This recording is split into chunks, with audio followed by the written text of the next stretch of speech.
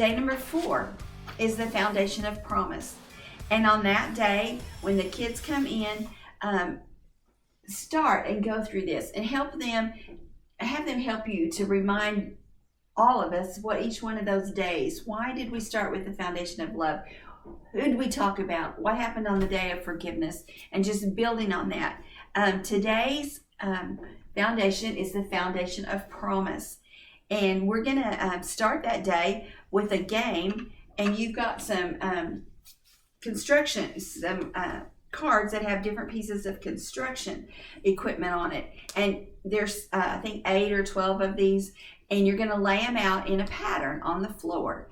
And then the kids, then you take them away. And then you hand those cards out to the kids, the same cards that you had on the floor, and have them put them back in the same pattern that you had put on the floor. Take them back up, make a different pattern, pass them out, let them put them back in the same pattern. Somewhat of a confusing activity, but that's the idea. Sometimes the things that we do are difficult, and we don't quite get the instruction. We don't quite know exactly what to do, but we're helping them to understand that we need to be sensitive. We need to listen and listen for clear explanations to help us understand what we need to do, and that's going to become clearer as we go into the story. Today's tool is nails, and we're going to learn as we're hearing our story and thinking about what our story is about, why those nails are so important. In today's story, the story of Jesus' resurrection and the promise that he made to always be with us, there are tons of emotions in that story. And so as you begin talking with the kids about the story, just tell them to think about, what is an emotion? Do you know what an emotion is? When I'm happy, I've always got a smile on my face. When I'm sad, something hurt me. Something happened to somebody I love. Somebody stole something from me, and it makes me really mad, and I'm angry. There's emotions, a lot of different emotions. And in our story today, there's going to be lots of different emotions. And so as we're telling the story, we want them to stop and listen and think about those emotions as we're telling the story. It's about Jesus' resurrection and the Sunday after his death, when Mary Magdalene and his mother Mary went to the tomb, and they found that the stone had been rolled away. And then later on the road, Jesus appears to his disciples, and they're surprised. They forget he told them that's what was going to happen. But then he also shares with them that he would be with them always be with them. And so when you finish with the story, then talk about those emotions and kind of what those feelings are that were expressed by all the different people involved in that story and how they pertain to the story of Jesus' resurrection. Today's story is very important for our kids to understand and know that Jesus will always love them. He loves them so much that he was willing to die on the cross for them. And they need to be confident in today's point that Jesus will always love me, and that's a promise that we can cling to. The Bible verse activity for the day is you put the words to that verse on blocks and let them put those blocks together, stack them together in a pattern, but just basically to be putting them together again. This is day number 4. They're going to be pretty much able to put that verse together without even hardly looking at your sign this time. And then on the Live It time, this is a time when we're going to help the kids understand today that Jesus he keeps his promises to us. He told his disciples he would be with them always, and that's a promise that he makes to us. He will be with us in every circumstances of our life.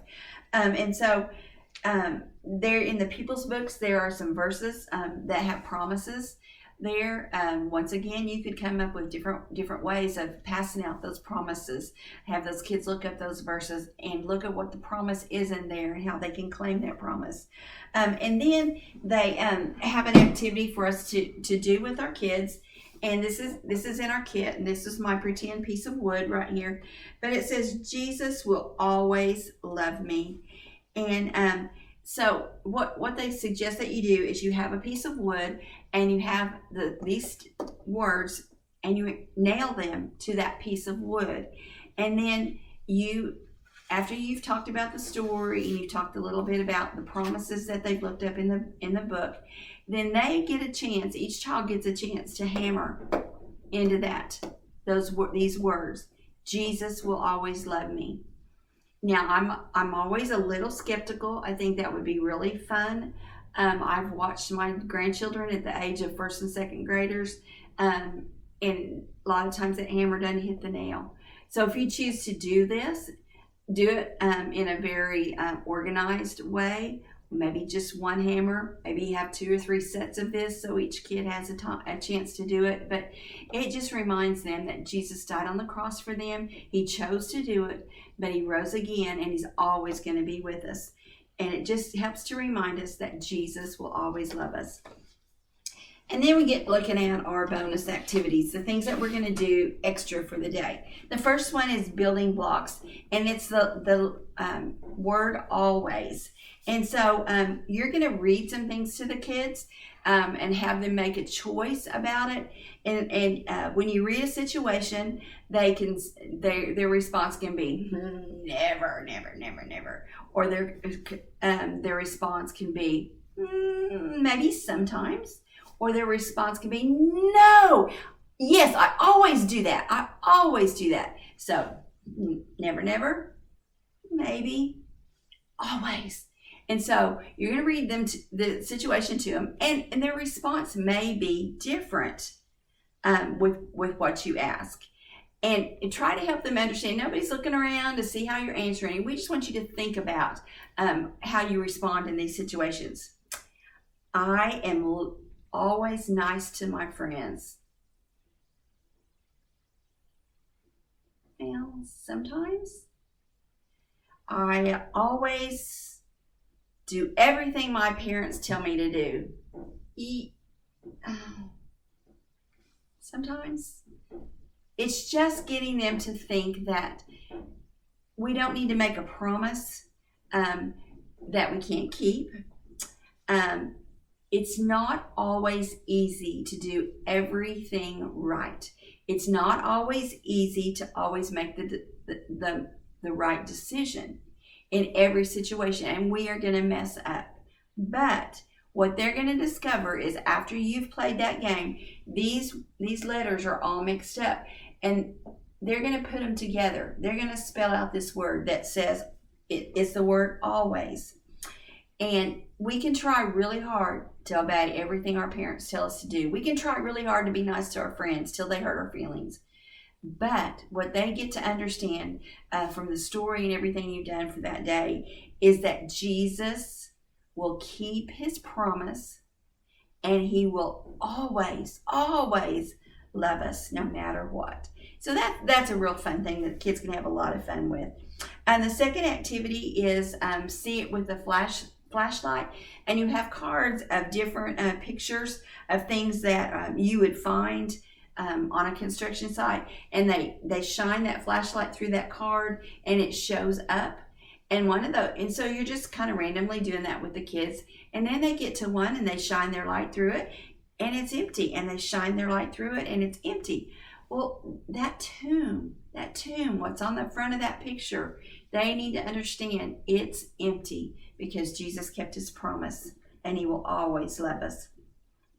This is a great time for us to talk a little bit more about the gospel with the kids during that day. The Bible skills activity is for that day is the kids will be divided into 4 different groups, and they will be given a card with a Bible passage from each one of the Gospels, and that passage is about Jesus' death. And they look up that passage, and they take that tape measure once again and measure the length of that passage, and then kind of maybe compare in each book how it shares the story of Jesus' death in those books, and talk about which gospel records the longest one. And it just gives them an opportunity to read in 4 different places about Jesus' death. And then the bonus first activity for that day is the I-beam. the I-beam fill-ins. And the verse is Matthew 28:20, and it says, I am with you always. And that's what this little I-beam says. I am with you always. And Jesus is with me when? And you run these off and give them to the kids, and they fill in the blank. Jesus is with me when I'm sad. Jesus is with me when I'm excited. Jesus is with me when I'm happy. Jesus is with me when I'm scared. All the different ways that we can be confident that Jesus is with them because of what they've learned in the verse Matthew 28:20. Talk about those responses. Talk about how those emotions make them feel. And just use this as a time to talk with your kids a little bit more about the promise that Jesus gives us to always be with us. And so that day is the foundation of promise, the promise that Jesus will always love me. Then we're going to finally look at day number 5, the last day. And hopefully you've had an incredible week and you're really kind of dreading that this is day number 5 because we've built some relationship with some kids. Hopefully we have seen some decisions made with our kids. But this is our last day to kind of wrap up everything that we've done and spend a little more time with the kids. And the foundation for Friday is the foundation for life. And the fact that all these things are important, but once these are stacked into place, the last one is the life. And we're going to learn through our story and our application time today that this is something we can count on with Jesus forever. It's there. It's going to be our foundation for life. And so the story, as we come together to begin our day, we're going to talk about some wise choices and some unwise choices. And think about whether this decision was a wise decision, a decision that was a good judgment. They used good judgment when they made that choice, or one that they really messed up on. And you're going to read statements, and they will determine whether this is wise or unwise. You could do the same thing as you did earlier in the week with caution tape. They're in the middle, and they step over to the wise side or the unwise side. And there's several things in there that you can read depending upon the size of kids that you have, class that you have. It's really good if I build my house where there's a lot of dirt and it's packed down hard, and that's where I need to build a house. That's probably a pretty wise decision. It wouldn't be unwise to build it on something that's not strong. What about, it's good to walk in the rain without an umbrella? Now that's kind of a weird one. And I can think about some first and second graders that might say, well, Miss Kim, I like playing in the rain. I think it'd be a wise decision. Well, technically, there's nothing wrong with that decision. It's not really going to harm them. It's going to make them wet. They're going to be miserable if they get cold.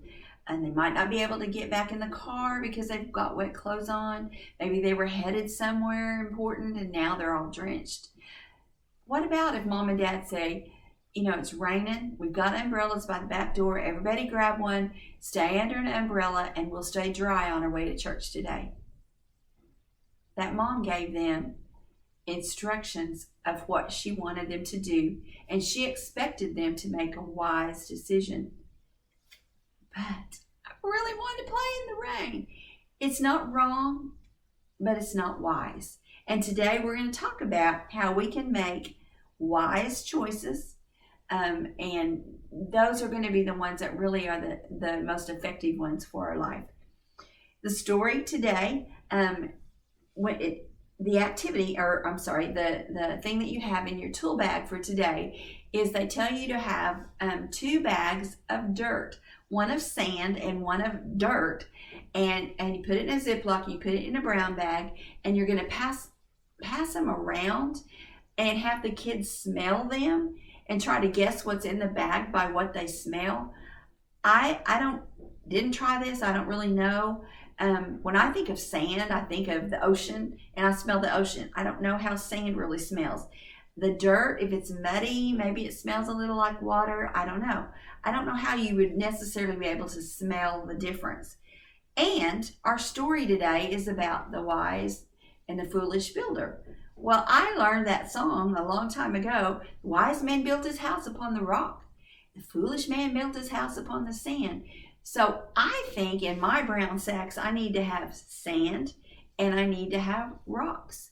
They can feel that. They can feel, this is something really soft. They don't have to see it. They can feel it. And they can feel in that other sack, oh, this has got to be rocks. I feel the jagged edges on it. So you have a bag of sand and a bag of rocks. And we're going to talk about how those relate to our story as we're telling it to the kids. I also think that this might be a fun time to just teach them that song. I bet most of our kids have never heard that song before. But at all the trainings that I've been, when this story has been, somebody says something about the story, it's almost unison that we break out and say, the wise man built his house. We start singing it because that, for most of us, that's something that's implanted, one of those songs that's implanted in our heads. And so as you tell the story, you're going to think about the difference of the sand and the rocks. And this is a story that Jesus tells, a parable about the two builders. The wise builder builds his house on rocks, on a firm foundation. The foolish man builds his house on the sand. You know the story. The rains come, winds come, and that one that's built on sand, it just washes away. But that one that's built on rock is firm, and it stands still, and it stands strong. And that's what we're wanting our kids to understand on Friday. After they've built all these other foundations, they can understand that when they build their life on Jesus Christ, that firm foundation, Jesus, our strong foundation, which is what our motto is, they can count on that for life. No matter what comes our way, that we can count on it for being our firm foundation. Jesus' love is the foundation for the rest of our lives. On Friday, the verse is written on paper again, and you cover up some of the words with some of the construction cones and let them see if they can say it with the missing words, not being able to see the missing words, and that's really cute. Another one that I've seen that was done was you put all the words in on paper and you crumple them all up like that debris you see on a construction site, and you put them in a little dump truck and you dump them out all over the floor, and they have to straighten out, smooth out all those words, and then put them together once again. Just another way, a fun way on the last day to say that verse together. And make sure that you go over that verse very strongly on that Friday. And after they've said it day after day after day, make sure they understand, I am sure of this. That they've got those first 5 words nailed down so that they can have confidence that Jesus is their strong foundation and they can build on that for the rest of their life. The Live It time is they just suggest that you go through all the tools that you've used every day in your tool belt and talk about the importance of them, like the Bible, why it should be an important foundation, the whistle, listening for things that are dangerous and being aware of things that are going on. So just going through that and reinforcing those foundations that you talked about every day. On the application activities for that last final day, the first one's really cute. It's just calls for the kids to build a house. Mine are simple with just some little blocks there because that's all I had. But what they want you to do is give the kids like 2 or 3 groups and give them the same amount of blocks and tell them they need to build a building. It doesn't have to be a specific type, but they use all those blocks to build a building.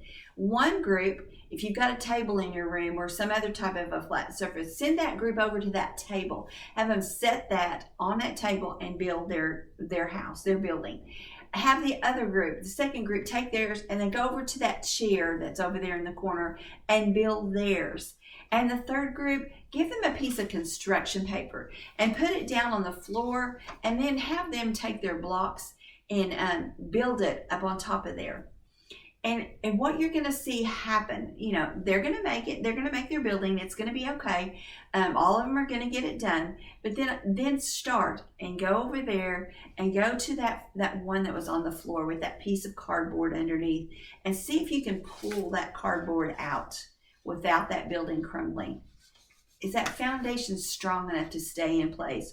Or when you pull it, is that building going to start to fall? When you go over to that chair, as you're walking over there, maybe you just kind of accidentally bump into that chair. Most bottoms of chairs are not smooth, they're not flat. And so the least little bit of movement on that chair is probably going to cause that house, that building to fall. And then go over to the table. The table's built on, that house, that building's built on something pretty strong and pretty firm. And it's going to be harder. I'm going to have to knock it really hard to be able to break that building away from its foundation. Its foundation is that table, and that table is strong, and it can build on that strength. And so that's just a fun way of just talking about what we've talked about in our story. Build on a firm foundation. Don't build on weak foundations. Don't build your life on things that don't really matter.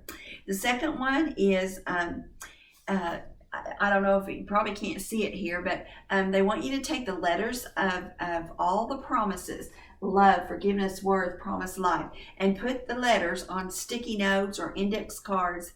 And then starting with the word love, you put that on the floor and spell the word love. And then look for the word forgiveness. Where can you make an acrostic coming down through there? Where can you intersect those words to put the word forgiveness in there? And then where can you intersect to put the word worth? And where can you intersect to put the word promise and life? And it's just a fun way for them to see that built, that all those foundations that we've talked about this week intersect each other. They're important, and they're important for life. I think this would be a really fun one to do with our kids. Once again, it might take a while. Have a couple of sets of it so that you can make your group a little bit smaller to work.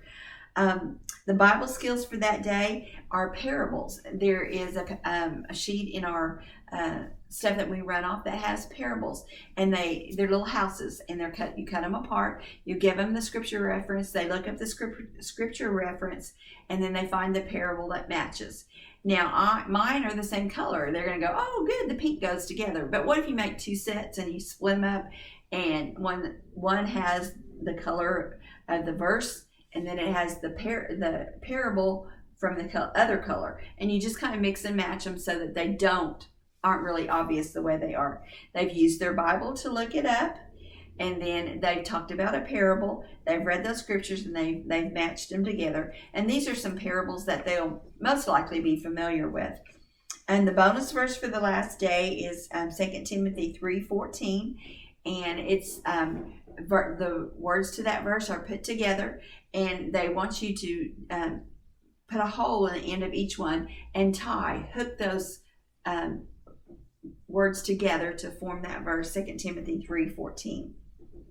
And then that's our last day. That's the day we give them their final foundation, that their tag that goes on their carabiner, and it says is the promise of life, the foundation of life. Jesus' love is the foundation for the rest of my life. And so now they've got this concrete and cranes carabiner with all the things that they've learned this week. They can attach it to their belt buckle. They can put it on their backpack when they go back to school, and they'll have a way of sharing with other people about what they learned in concrete and cranes this summer. I think it's going to be a fun one. There's a lot of things to do in there that are really pretty easy for us to put together, don't require a lot of expense or a lot of effort. And I just pray that each one of us will have an amazing Vacation Bible School this summer. We're living in a time where things are so uncertain. We don't know exactly what's going to happen, when our Bible schools are going to happen. I would encourage you as teachers, as you're listening to this, to be flexible, to be supportive of your VBS director that has decisions to make regarding VBS. Go ahead and plan, make your preparations. We have no excuse for not being really prepared and ready this year, because we may get some extra time. We definitely have time at home that we would have had some time in earlier years to spend a little extra time preparing for our VBS. Pray for your children's minister, your pastor. There's going to be some decisions that have to be made in our churches regarding Vacation Bible School, but I'm confident that God had a plan when He put this literature, the writers together to come up with this theme and the verses and the importance of building our foundation on Jesus Christ. He knew that we were going to be going through COVID-19 at this time, and He knew the uncertainties that we were going to be facing, but He has a plan. and His plan's in place for us to put together and to share with our kids, and hopefully they'll walk away with the confidence, I am sure of this, and they'll know that they can lay their foundation in Jesus Christ. Once again, if you have questions, things that I can help you with, feel free to email me, Kim Pickett, KIMPICKETT 2738 @gmail.com, and I would love to give you any help I can, to know your prayer requests, anything that we might have talked about together if we were together that you just want to visit with me about. I would love to do that. I'm praying that we have really neat experiences, and when we come together next year, we have a lot to share about what God did this summer in our vacation Bible schools. Thank you.